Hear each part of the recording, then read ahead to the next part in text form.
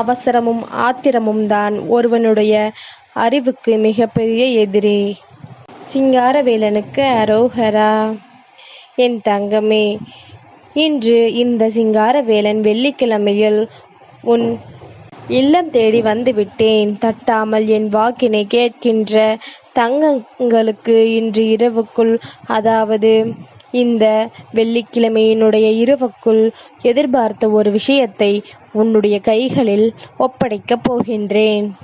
சிங்காரவேலா, நான் உன் வார்த்தைகளை கேட்டால் மட்டும்தான் நான் கேட்டதை நீ எனக்கு கொடுப்பாயா? இல்லாத பட்சத்தில் எனக்கு எதுவும் நடக்காதா என்று நீ கேட்பாயானால், என் தங்கமே, சிங்காரவேலன் வார்த்தைகளை கேட்டுவிட்டாயானால் நடக்கப் போவதை முன்கூட்டியே தெரிந்து கொண்டு இப்பொழுது நீ மனமகிழ்ச்சி அடைவாய். அப்படி இல்லாத பட்சத்தில், என் வார்த்தைகளை நீ கேட்காத பட்சத்தில் உன்னுடைய வாழ்க்கையில் நடக்கின்ற நல்ல விஷயங்கள் எதையுமே நீ தெரிந்து கொள்ள மாட்டாய். அது நடக்கும் பொழுது மட்டும்தான் உன்னால் அனுபவிக்க முடியும். சில நேரங்களில் நமக்கு நடப்பது நல்லதுதான் என்று கூட தெரியாமல் நீ இருந்து விடுவாய் அல்லவா? அதனால் தான் முருகன் உனக்கு முன்கூட்டியே அதனை எடுத்துச் சொல்ல விளைகின்றேன். சரியான விஷயங்கள் சரியான நேரத்தில் உன்னை வந்து சேரும் பொழுது அதற்குரிய பலன்கள் கிடைக்கும் அல்லவா? நீ பெற முடியாது என்று நினைக்கின்ற விஷயத்தை உனக்கு எதிரில் இருப்பவன் பெற்றுவிட்டு செல்கின்றான். அப்படியானால் இங்கே முடியாது என்று காரியம் எதுவும் இல்லை. ஒரு சிலர் என்ன செய்கின்றார்கள் தெரியுமா? ஒரு காரியத்தை முடிக்க 2 முறை 3 முறை முயற்சி செய்கின்றார்கள். ஒரு சிலர் எல்லாம் ஒரு முறை மட்டும்தான் முயற்சி, அதிலும் முடியவில்லை என்றால் சட்டென்று தூக்கி எறிந்துவிட்டு சென்று விடுகின்றார்கள். இதற்கு மேல் எதையும் செய்யக்கூடாது என்று நினைக்கின்றார்கள். இதற்கு மேல் எந்த ஒரு முயற்சியும் எடுக்கக்கூடாது என்று விட்டு சென்று விடுகின்றார்கள். ஆனால் அதே விஷயத்தை இன்னொருவர் கைகளில் பார்க்கும் பொழுது பொறாமைப்படுகின்றார்கள். இது உண்மைதானே? அன்று நாம் நினைத்தோம், இன்னமும் கொஞ்சம் முயற்சி செய்திருக்கலாம், நிச்சயமாக நமக்கு கிடைத்திருப்பதற்கு வாய்ப்புகள் அதிகமாகத்தானே இருந்தது, நாம் தான் தவறு செய்துவிட்டோம் என்று. எல்லாம் முடிந்த பிறகும் இன்னொருவர் கைக்கு சென்ற பிறகும் யோசிப்பதில் என்ன பலன் இருக்கின்றது? அதனால் எதுவாக இருந்தாலும் நமக்கென இருக்கும் பொழுது அதை நீ நிச்சயமாக பெற்றுக்கொள்ள வேண்டும். நமக்கான வாழ்க்கையாக நாம் அதனை மாற்றி இருக்க வேண்டும். அப்படி இருந்து விட்டோமானால் என்றும் நீ எதிர்பார்க்காத விஷயங்கள் எல்லாம் இந்த வாழ்க்கை உனக்கு நடத்தி கொடுக்கும் என்பதனை நீ மறந்து விடாதே. வேண்டுமென்றே என் தங்கத்தின் வாழ்க்கையில் கஷ்டங்களை கொடுக்க ஒரு சிலர் நிச்சயமாக வருவார்கள். நீ எப்படி அதனை எதிர்கொள்கின்றாய்? ஆத்திரப்படுகின்றாயா, பொறுமையாக இருக்கின்றாயா என்று சொல்லி உன்னை சோதிக்க நிச்சயமாக ஒரு சிலர் உன்னை தேடி தேடி வந்து உனக்கு துன்பங்களை கொடுப்பார்கள்.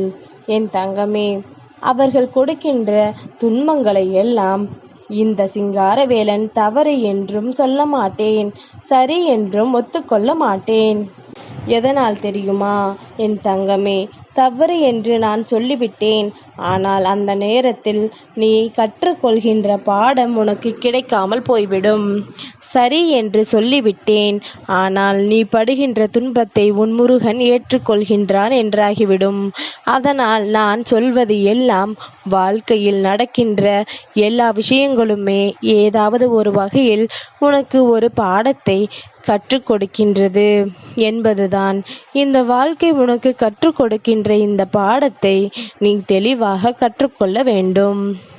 சட்டென்று ஆத்திரப்படாமல், சட்டென்று பொறுமை இழக்காமல் எதையுமே நீ பொறுமையோடு எதிர்கொள்ள வேண்டும். உன்னை சோதிக்க வருகின்ற அந்த பரீட்சையில் நீ வெற்றி பெற வேண்டும்.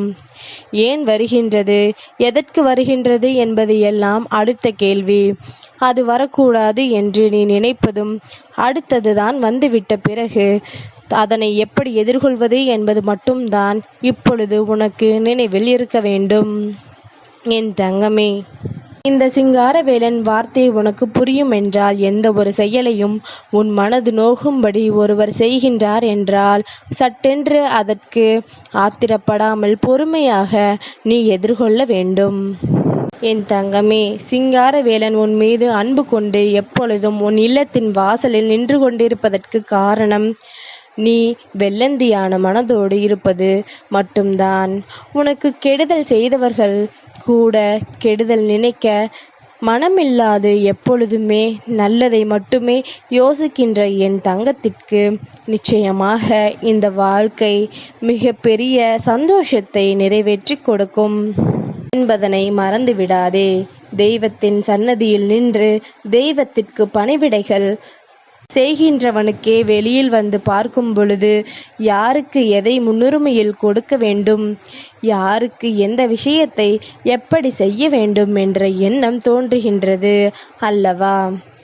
அப்படியானால் தெய்வம் என்ன நினைக்கின்றது என்பதனை அவர்கள் புரிந்து கொள்ளவில்லை. ஆனால் நீ சட்டென்று தெய்வத்தின் கண்களை பார்க்கும் பொழுது உனக்கு தெய்வத்திடமிருந்து ஒரு புரிதல் கிடைக்கும். என் தங்கமே, இவனை எல்லாம் நீ கணக்கில் எடுத்துக்கொள்ளவே கூடாது. நான் உன்னை இங்கிருந்து பார்த்து கொண்டிருக்கின்றேன், உன்னை ஆசிர்வதித்து கொண்டிருக்கின்றேன். உனக்கு என்ன வேண்டும் என்பதனை நான் புரிதலில் வைத்திருக்கின்றேன். உனக்கான இந்த நேரத்தை சரி செய்து நான் தருகின்றேன். உன்னுடைய தொடர்பு நேரடியாக என்னோடு இருக்கட்டும். இடையில் இருக்கின்றவர்களை எல்லாம் நீ கண்டுகொள்ளாதே என்றுதான் தெய்வம் உன்னிடத்தில் சொல்லும் அல்லவா? என் தங்கமே, அதுதான் உண்மையும் கூட. சட்டென்று எந்த ஒரு செயலுக்கும் ஆத்திரப்படாதே என்றுதான் இந்த சிங்காரவேலன் சொல்கின்றேன். கோபம் வரும்பொழுது உன்னால் கட்டுப்படுத்த முடியாத அளவிற்கு வரத்தான் செய்யும். ஆனால் அந்த நொடியில் தப்பித்து விட்டாயானால், அந்த நொடியில் அதிலிருந்து மீண்டு விட்டாயானால், அடுத்த நொடி இந்த வாழ்க்கை உனக்கு நல்லபடியாக மாறிவிடும். ஒருவேளை அந்த ஆத்திரம் நீ அடக்க முடியாமல் வெளிப்படுத்தி அங்கே பிரச்சனைகளை உருவாக்கி விட்டாயானால், கண்ணிமைக்கும் நொடியில் உன்னுடைய வாழ்க்கையே முடிந்து விடுவதற்கும் வாய்ப்புகள் அதிகம் என்பதனை மறந்துவிடாதே என் தங்கமே. நீ நினைத்தது போல இந்த வாழ்க்கையில் உனக்கான வெற்றி எப்பொழுது கிடைக்கும் என்று யோசித்து கொண்டிருக்கின்றாய் அல்லவா? இந்த சிங்காரவேலன் உன் வாழ்க்கையில் அதனை நிச்சயமாக நிறைவேற்றி கொடுப்பேன். இன்று இந்த விடியலில் என் வார்த்தைகளை கேட்டுக்கொண்டிருக்கின்ற இந்த விடியலில் மங்கள வெள்ளிக்கிழமையில் கூடி வந்திருக்கின்ற பேரதிர்ஷ்டத்தினுடைய விடியல் உன் வாழ்க்கையில் அற்புதத்தை நடத்தி கொடுக்காமல் இந்த சிங்கார வேலன் சென்று விடுவேனா? என் தங்கமே, நம்பி என் முன்னால் நின்று கொண்டிருக்கின்ற என் தங்கத்தை நான் கைவிடுவேனா?